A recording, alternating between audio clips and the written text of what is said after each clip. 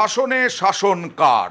আজকে নওশাদ সিদ্দিকীর সভার আগেই দফায় দফায় উত্তপ্ত শাসন, আর তার জেরে পুলিশকে দালাল বলায় তুমুল তর্ক। দেখুন নওশাদের সঙ্গে।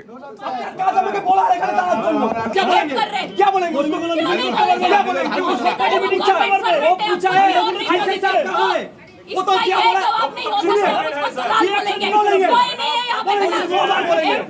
दलाल को दलाल बोलेंगे, चाहे कुछ करने तो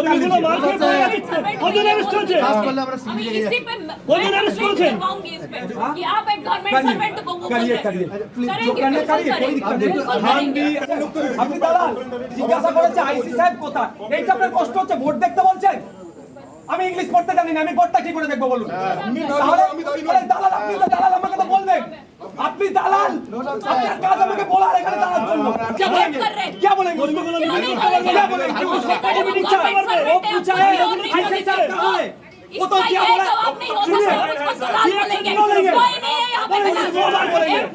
दलाल को दलाल बोलेंगे, चाहे कुछ करने तो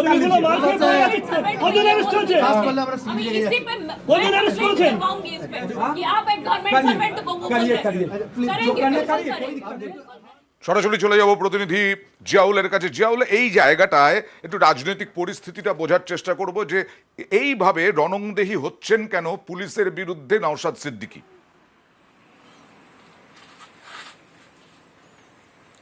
একদম দেখো, আজকের একাধিক স্ট্রিক কর্নার ছিল বসিরহাট লোকসভা যিনি প্রার্থী তার সমর্থনে আইএসএফ নেতা, তিনি এই একেবারে বারাসাত 2 নম্বর ব্লক একটি অংশ, সেখানে একাধিক জায়গায় স্ট্রিক কর্নার হবার কথা ছিল এবং প্রথমে তিনি খড়িবাড়িতে স্ট্রিক কর্নার করে এবং আমিনপুর, পাগদা এবং একাধিক জায়গা অর্থাৎ কাঁচকল, বকুণ্ডা একাধিক জায়গায় স্ট্রিক কর্নার হবার কথা ছিল।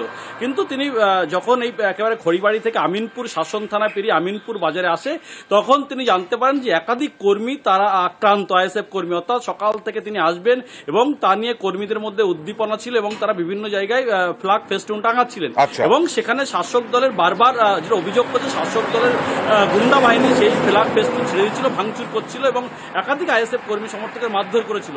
তারপরেই তার কানে যখন আসে, তিনি সরাসরি একেবারে থানায় যাওয়ার সিদ্ধান্ত নেয় এবং থানায় বসে তিনি বিক্ষোভ দেখাবেন কেন আইএসএফ কর্মীরা বারবার আক্রান্ত হচ্ছে, পুলিশ কোনো ব্যবস্থা নিচ্ছে না। এবং প্রায় 1 ঘন্টা তিনি থানার সামনে বিক্ষোভ দেখান এবং এই যে খড়িবাড়ি রাজারহাট রোড সেখানেও বিক্ষোভ দেখায়। তারপরে তিনি থানার মধ্যে গিয়ে আইসি কোথায় জানার চেষ্টা করে, তখনই এসডিপিও তার সঙ্গে তর্ক বিতর্ক, বচসা, দালাল বলায় তুমুল তর্ক। তারপরে কি বললেন নওশাদ সিদ্দিকী দেখুন।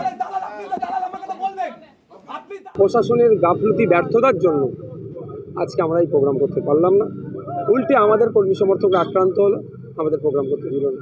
আইপিএস র্যাঙ্কের অফিসারও আছেন, তাদেরকে জানিয়েছি, তারা নোট ডাউন করেছে, অভিযোগ দায়ের করছে, তারা আমাদের ইনশিওর করেছে যারা এই অশান্তি করছে, যারা এই সমাজ বিরোধী কাজ করেছে, গণতন্ত্রের উৎসবের বিরুদ্ধে যারা কাজ করছে, তাদের বিরুদ্ধে কঠোর ব্যবস্থা নেবে। প্রশাসন যদি ব্যবস্থা গ্রহণ না করে আমরা আইনের দ্বারস্থ হব, কোর্টে যাব, এদের বিরুদ্ধে লড়াইটা করবো। এসডিপি স্যার বায়াস্ট, আমি তো বললাম আপনি দালালের মতো আচরণ করছেন, আপনি দালালের মতো আচরণ করছেন, কিন্তু দুঃখের বিষয় একটু লাজ লজ্জা দেখতে পেলাম না। নওশাদ সিদ্দিকী বলছেন আপনি দালালের মতো আচরণ করছেন, বলেছেন, দেখুন কি বলেছেন।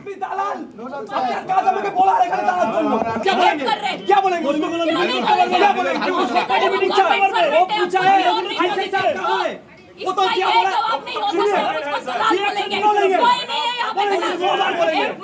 दलाल को दलाल बोलेंगे, चाहे कुछ करने तो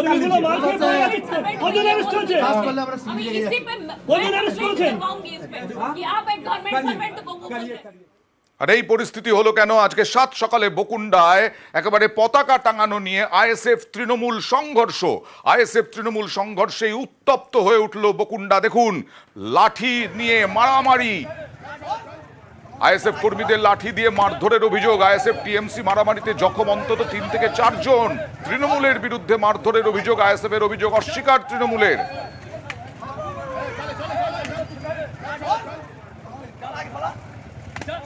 দেখছেন মারামারি। আমি এবার রাজনৈতিক পরিস্থিতি তো জানলাম, আমি জিয়াউলের কাছে জানতে চাইব রাজনৈতিক সমীকরণটা কি এই এলাকায়, আইএসএফ তৃণমূল কেন এরকম সংঘর্ষ হচ্ছে?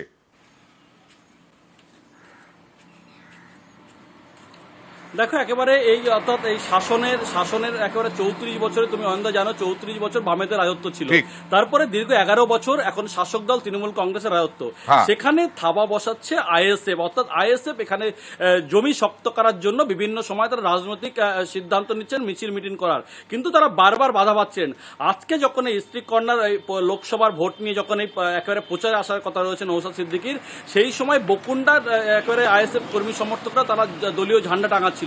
সেই সময় ঝান্ডা টাঙানো কেন টাঙানো হচ্ছে এই আইএসএফের অভিযোগ, সেই সময় শাসক দলের লোকজন গুন্ডা বাহিনী নিয়ে একেবারে লাঠিসোঁটা নিয়ে এই আইএসএফ কর্মীদেরকে বেধড়ক মারধর করে, এবং মারধর করে আইএসএফ এর যে একটি গাড়ি, প্রচারের গাড়ি ছিল, সেই গাড়ির উপরেও হামলা করে, এমনটা অভিযোগ, এবং সবটাই পুলিশের সামনে হয়েছে বলে আইএসএফ নেতারা বা কর্মীরা তারা দাবি করছেন। Okay. পুলিশের সামনেই আইএসএফ কর্মীদেরকে বেধড়ক মারধর করা হয়েছে, লাঠি দিয়ে মারধর করে, সবটা পুলিশের সামনে। তারপরেই কিন্তু এই একেবারে রাজনৈতিকভাবে ভিত শক্ত করার জন্যই আইএসএফ বিভিন্ন জায়গায় রাজনৈতিক একদিকে ঝান্ডা টাঙানো থেকে রাজনৈতিক কর্মসূচি নিচ্ছে বেশ। শাসন এলাকা।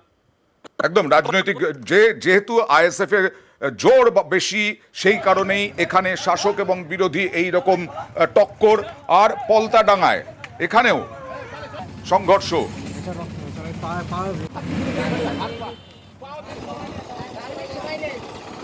বকুন্ডার পর অশান্তি পলতাডাঙ্গাতেও, শাসনেরই তৃণমূল আইএসএফ সংঘর্ষে জখম 2। এখানেও তৃণমূলের বিরুদ্ধে অভিযোগ, যদিও তৃণমূল অস্বীকার করেছে। পুলিশের সঙ্গে বচসা, তর্কাতর্কি সব হলো, বকুন্ডা হলো, পলতাডাঙ্গাও হলো। আর তারপরে শাসনবাজারে তৃণমূলের পার্টি অফিস ভাঙচুর। আজকে একেবারে দফায় দফায় উত্তেজনা। কথা বলবো প্রতিনিধি জিয়াউলের সঙ্গে। জিয়াউল, আইএসএফ এর বিরুদ্ধে অভিযোগ, আইএসএফ হামলা চালিয়েছে তৃণমূলের বিরুদ্ধে, তৃণমূলের পার্টি অফিসে, কি হয়েছে ঘটনাটা? বলার চেষ্টা করবো, তার কারণ এই শাসনের যেখানে শেষ প্রান্ত বোয়ালঘাটা, এই বোয়ালঘাটার ব্রিজের ওই পাশে হচ্ছে ভাঙর, আর ঠিক এই পাশে হচ্ছে শাসন, অর্থাৎ বারাসাত 2 নম্বর ব্লক। অর্থাৎ এই শাসনে যেখানে গন্ডগোল হচ্ছে, পার্টি অফিস ভাঙচুর হচ্ছে বলে অভিযোগ করা হচ্ছে, তার ঠিক 5 কিলোমিটার দূরে হচ্ছে ভাঙর বিধানসভা। এই ভাঙর বিধানসভার বিধায়ক নওশাদ সিদ্দিকী, তিনি আজকে রাজধানীর একেবারে ভাঙর লাগোয়া শাসনে, এবং তা নিয়ে কিন্তু একটা উদ্দীপনা ছিল, এবং সেই যে শাসন যে গ্রাম পঞ্চায়েতের একাধিক গ্রাম থেকে আজকের প্রচুর কর্মী সমর্থক তারা আমিনপুর বাজারে যেখানে স্ট্রিক কর্নার হওয়ার কথা ছিল সেখানে আসছিল মিছিল করে, এবং সেই মিছিলে যখন আসছিল সেই সময় শাসন বাজারে যে পার্টি অফিস রয়েছে সেই পার্টি অফিসে হামলা চালায়, ভাঙচুর করে, এমনটা অভিযোগ করছে তৃণমূল কংগ্রেসের পক্ষ থেকে। কিন্তু সমস্ত ঘটনায় হামলার কথা পুরোটাই অস্বীকার করছে আইএসএফ, তার কারণ সেখানে তো শক্তি নেই, যা শক্তি রয়েছে ভাঙড়ে, তাহলে তাদেরকে দোষারোপ করা হচ্ছে ইচ্ছাকৃতভাবে, রাজনৈতিক কারণে ওদেরকে দোষারোপ করা হচ্ছে, তাদেরকে কর্মীদেরকে গায়ে লাগানো হচ্ছে, এমনটাই অভিযোগ করলেন নওশাদ সিদ্দিকী। কিন্তু যেভাবে শাসক দলের পার্টি অফিস, যেখানে 34 বছর বামেদের রাজত্ব ছিল, পরবর্তীকালে শাসক দলের এখন রাজত্ব, সেখানে তাদের পার্টি অফিসে হামলা, এটা নিয়ে কিন্তু আইএসএফ অনেকটাই কটূক্তি করেছে, তার কারণ তাদের ক্ষমতা নেই, তাহলে ভাঙচুর করলো তারা, নিজেরা ভাঙচুর করে আইএসএফ কে দোষারোপ করছে। একদম বাম আমলেও যেমন শাসন উত্তপ্ত থাকতো, শাসন খবরে থাকতো, এবারেও শাসন উত্তপ্ত। লোকসভা ভোটের আগে শাসন বকুন্ডা, শাসনবাজার, পলতাডাঙ্গা, এই সমস্ত জায়গায় আজকে উত্তপ্ত হয়ে উঠল আইএসএফ তৃণমূল সংঘর্ষে। যদিও আইএসএফ অস্বীকার করছে, তৃণমূলও অভিযোগ অস্বীকার করছে। আর তৃণমূল ওভারঅল এই সমস্ত ঘটনা নিয়ে কি বলছেন তৃণমূল নেতা, দেখুন।